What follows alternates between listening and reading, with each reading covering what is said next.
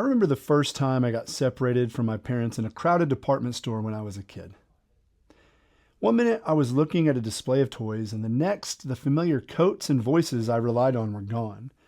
That sudden spike of adrenaline, that feeling of being completely untethered and lost, is one of the most primal fears we have.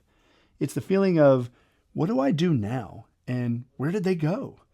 In John 14, the disciples are hitting that exact same wall of panic.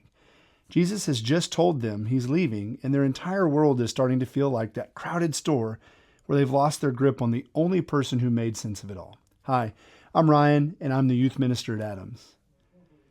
Today, Jesus looks at these anxious, confused men and gives them some of the most famous, comforting words in history.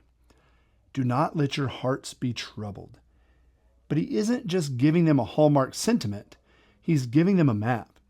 He tells them he is going to prepare a place for them and that he is the way, the truth, and the life. When Philip asks to just see the Father, Jesus points back at himself.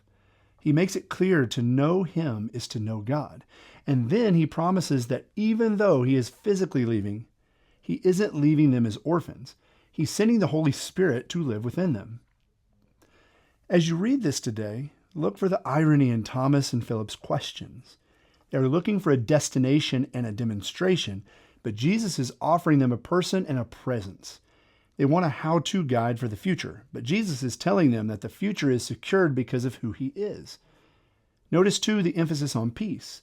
This isn't the kind of peace the world gives, which usually depends on everything going right, but a peace that exists right in the middle of the "I'm leaving soon" conversation.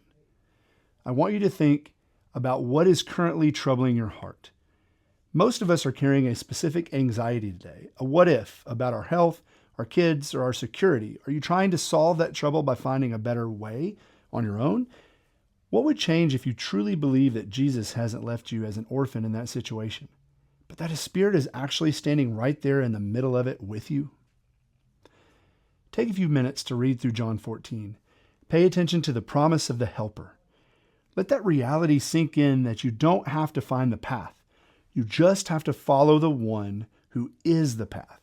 And tomorrow, we'll see how Jesus describes our connection to him using the image of a vine and its branches. We'll see you then.